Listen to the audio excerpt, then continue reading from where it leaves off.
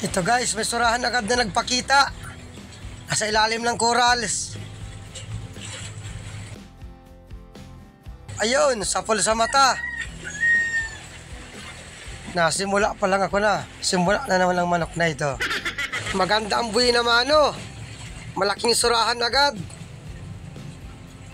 May ihawin na ang inakay ko. Dating spot lang natin ito. Dito sa parting malapit. Hindi na makalayo ng laot. At may parating na naman na bagyo. Sana makadiling siya ulit dito ng pandurudugtong. At yun, may solid. Magalaw.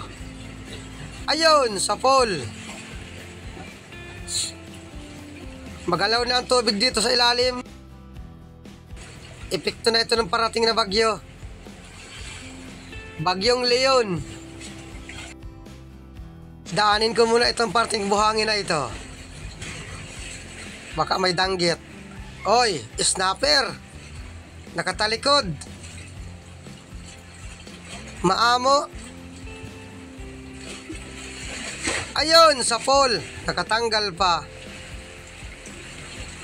Kasauli. Puti at hindi lumayo. Yari ka sa akin. Sasiguraduhin na kita. Ayun, gitik.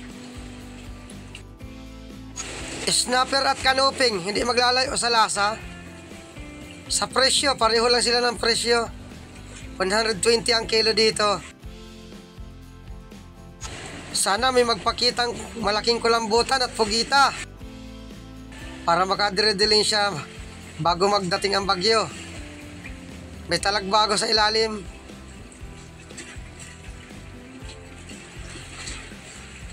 Dito ko puntahan sa kabila.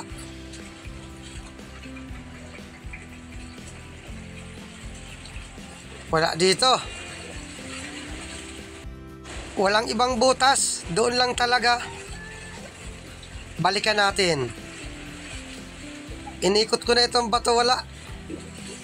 Iisa lang talaga ang butas. Balik tayo sa dati. Baka lumabas. At ito, palabas. Ayun, gitik. Ayaw pang sumama sa labas. Nadala rin. Ang galing mong tumago. Buti at lumabas din. Maganda at malinaw pa ang tubig dito. Awan ko bukas kung malinaw pa. Ops, may surahan. Mabuti at humarap sa akin. Yari ka. Magalaw, gawa ng tubig. Ayun, sapol. Thank you Lord. At nadagdagan ng ihawin ng inakay ko. Maganda at lumabas ang surahan dito sa dati nating spot. Ganito talaga kapag magalaw lang ilalim ng tubig. Nalabas na ang malalaking surahan. Kaya lang pag marami, ibibinta ko ang iba. Hanap ulit tayo. At ito, surahan pa. Ito ang uri ng surahan na kung tawagin dito, lipstickan or bibiya. At ayun, may manok pa. Ayun, gitik. Matabang isda ito. Wala pa ako dito nakikitang payat. Wala kasing gawa. Langoy lang ng langoy. Kain lang ng kain. Tag-isa na ang inakay ko. Ito, para doon naman ito sa ina ng inakay ko. Wala pang napakitang kulambutan. Ubos na siguro. O baka hindi lang natin naradaanan. Ito, may kanuping. Ayun, gitik. Tsaga-tsagaan lang natin ang isda. Para kung wala mang kulambutan, makakadiling siya pa rin ng pandurudugtong. Kahit sana balatan, may magpakita sana. Oy, may malaking surahan pa. Nasa ilalim ng corals. Yari ka sa akin. Lumayo. Ayaw magpaihaw sa inakay ko. Aabutan din kita. Huminto. Ayun, sa pool. Hindi nagitik. Hawakan ko na lang at baka makatakas pa. Maganda at naglabasan ang surahan dito. At malalaki. Hindi na ito kaya ng mga inakay ko. Ayun, manok.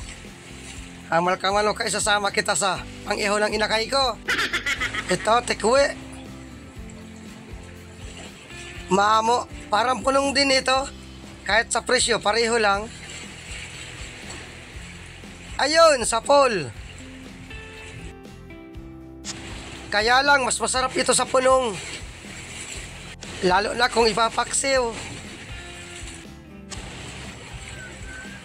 Oy, surahan pa. Yari ka. Ayun, gitik. Thank you, Lord. At naglabasan ng malalaking surahan dito sa dating spot. May ihawin na, may pangbinta pa. Pag dito lang sa malapit, masasarap ang surahan dito. Sa sobrang sarap, nakakalimot ng biyanan.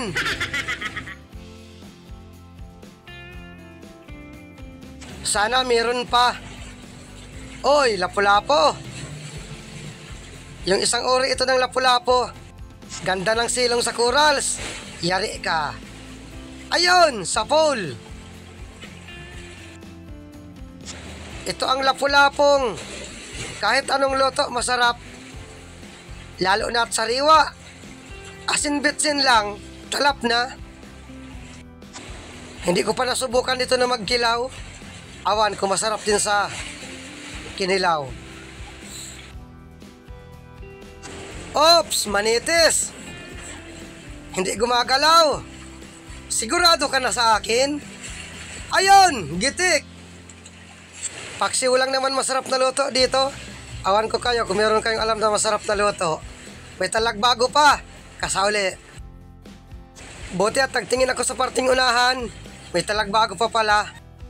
Yari ka. Ayun, gitik. Maganda ang pulso ko ngayon. Hindi pasmado. Hindi na kasi ako nahawak ng kung saan saan. Kaya hindi na pasmado ang kamay ko. Kulambutan naman sana ang madaanan natin. O kaya ko pa, pwede na yun. Oy, balatan. Ito ang balatan na bakong kung tawagin dito. Mura lang ito. Na 100 lang isang piraso. Kunin ko na at dagdag pandurudugtong din ito. Ano pa kaya ang sunod nating makikita? Sana surahan uli para madagdagan. Ops! Manok! Wala manok ka. Manok na tuloy na banggit ko. Kanuping pala. Ayun! Gitik! Kwartang linaw na ito. At magagandang klaseng isda. Kahit walang kulambutan, magagandang klaseng isda man, tiyagaan na lang natin ang isda at hindi tayo nakakakita ng kulambutan. Oy, banagan! Malaki! Mabait! Siguro ko ito, Luno. Parang matamlay. Papadampot ko sa kasama ko. Ganito ang balagan kapag, Luno, matamlay ang katawan. Ayun, huli. Thank you, Lord. Kwartang linaw na ito. Oy, may kasamang kupa pa. Dandahanin ko lang. At dagdag pandurdugtong ito. Huli ka. Oy, may lumabas na. Talagbago. Butat hindi lumangoy ng malayo. Ilagay ko lang sa silo itong kupa pa. Yari ka sa aking talagbago ka. Kasama na.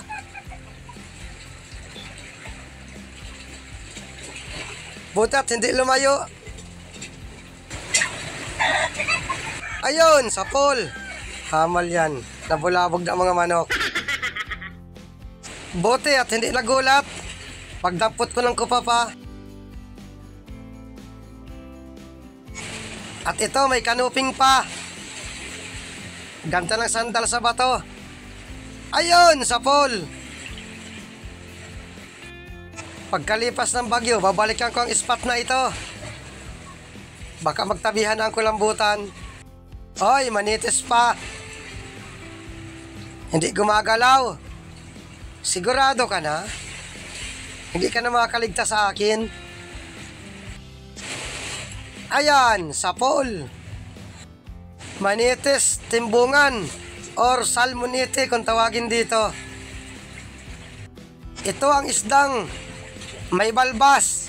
At nag-akyat na rin ako sa bangka. Maraming salamat ulit sa inyong panonood. Ayos man. At yung dalawa kong kasama, marami-rami rin napanang mga gandang klaseng isda. At may kupa pa din sila.